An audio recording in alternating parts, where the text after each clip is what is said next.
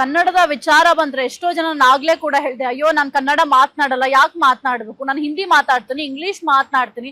ಜೊತೆಗೆ ಹೊರ ರಾಜ್ಯದಿಂದ ಎಷ್ಟೋ ಜನ ಬಂದಿರ್ತಾರೆ, ಅವ್ರಿಗೆ ನಾವು ಕನ್ನಡ ಹೇಳ್ಕೊಡ್ಬೇಕು ಅಂತಂದ್ರೆ ಮೊದಲಿಗೆ ನಮಗೆ ಕನ್ನಡ ಬರಬೇಕು, ನಾವು ಕನ್ನಡಿಗರಾಗಿದ್ದೀವಿ, ಕನ್ನಡಿಗರಾಗಿ ಸಾಯ್ಬೇಕು ಅಂತ ಕೂಡ ಅದು ನನ್ನ ಇಚ್ಛೆ ಕೂಡ. ಯಾಕೆಂತಂದ್ರೆ ನಾವು ಇರುವಂತದ್ದು ಕರ್ನಾಟಕ ನೆಲದಲ್ಲಿ ವಾಸಿಸ್ತಾ ಇದೀವಿ, ಕರ್ನಾಟಕದಲ್ಲಿ ಜೀವನ ಕಟ್ಕೊಂಡಿದೀವಿ. ಅಂಥದ್ರಲ್ಲಿ ಕನ್ನಡದ ವಿರುದ್ಧವಾಗಿ ಈಗ ಯಾರೆಲ್ಲ ಮಾತನಾಡ್ತಾ ಇದ್ದಾರೆ ಅವರಿಗೆ ನಿಮ್ಮ ಸಂಘಟನೆಯಿಂದ ಯಾವ ಎಚ್ಚರಿಕೆನ ಕೊಡ್ತೀರಾ ಸರ್? ನಾವು ಕ್ರಾಂತಿ ಹೋರಾಟನೂ ಮಾಡ್ತೀವಿ, ಕಾನೂನು ಹೋರಾಟನೂ ಮಾಡ್ತೀವಿ, ಶಾಂತಿ ಹೋರಾಟನೂ ಮಾಡ್ಕೊಂಡು ಬಂದಿದ್ದೀವಿ. ತುಂಬ ಸಮಸ್ಯೆ ಆಗೇ ಹೋಯ್ತು, ಕನ್ನಡ ಭಾಷೆಗೆ ತೊಂದರೆ ಆಗುತ್ತೆ ಅಂದರೆ ಎಲ್ಲ ರೀತಿ ಹೋರಾಟಕ್ಕೂ ಸಿದ್ಧ. ಯಾವತ್ತೂ ಕೇಸ್ಗೆ ಹೆದರಿಲ್ಲ, ಮುಂದಕ್ಕೂ ಹೆದರಲ್ಲ.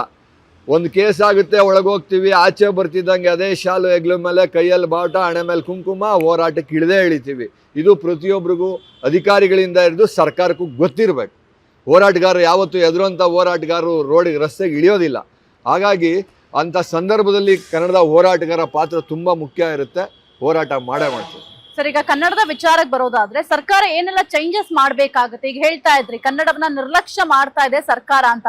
ಈಗ ಕೆಲವೊಂದಿಷ್ಟು ಚೇಂಜಸ್ ಕೂಡ ಮಾಡ್ಬೇಕಾಗುತ್ತೆ. ನಮ್ಮ ಕನ್ನಡ ಸ್ಥಳೀಯ ಭಾಷೆ ಆಗಿರೋದ್ರಿಂದ ಆ ಒಂದು ಸ್ಥಳೀಯ ಭಾಷೆಗೆ ಅನುಕೂಲ ಆಗೋ ರೀತಿಯಲ್ಲಿ ಕೆಲವೊಂದಿಷ್ಟು ಚೇಂಜಸ್ ಮಾಡ್ಬೇಕಾಗುತ್ತೆ. ನಿಮ್ಮ ಪ್ರಕಾರ ಏನೆಲ್ಲ ಚೇಂಜಸ್ ಮಾಡ್ಬೇಕು ಸರ್? ನನ್ನ ಪ್ರಕಾರ ನಾವು ಹೇಳೋದು ಅಂದ್ರೆ, ಈಗ ನಾಮಫಲಕಗಳು 60% ಕಡ್ಡಾಯ ಮಾಡಿದ್ದೀರಾ, ಅದನ್ನ ಆದಷ್ಟು ಏನು ಕಟ್ಟುನಿಟ್ಟಿನ ಕ್ರಮ ಕೈಗೊಳ್ಳಿ. ಒಂದು. ಎರಡನೇದು, ಕನ್ನಡ ಕಲಿಕಾ ಕೇಂದ್ರ ಅಂತ ಮಾಡಿ. ಕನ್ನಡ ಕಲಿಕೆಯಲ್ಲಿ ಪೂರ್ತಿ ಅವ್ರಿಗೆ ಹೇಳ್ಕೊಡಕ್ಕಾಗ್ಲಿಲ್ರು ಸಾಮಾನ್ಯ ಜ್ಞಾನ ಕನ್ನಡದ ಏನು, ಅವರಿಗೆ ಅಂಗಡಿಗೆ ಹೋಗ್ತಾರೆ ಏನೋ ಕೇಳಬೇಕು, ಇಲ್ಲ ಇದೇನು ಅಂಥದ್ದನ್ನಾದ್ರೂ ಕಲಿಕಾ ಕೇಂದ್ರ ಅಂತ ಮಾಡಿ ಆ ಕೇಂದ್ರದಲ್ಲಿ ಪರಭಾಷಿಕರು ಬಂದು ಕನ್ನಡವನ್ನು ಕಲಿಬೇಕು. ಆ ರೀತಿಯ ಒಂದು ಕಾನೂನನ್ನು ಕಟ್ಟುನಿಟ್ಟಾಗಿ ಮಾಡಬೇಕು. ಆ ರೀತಿ ಮಾಡಿದಾಗ ಮಾತ್ರ ಕನ್ನಡ ಭಾಷೆಗಳು ಉಳಿಯೋಕ್ಕೆ ಸಾಧ್ಯ.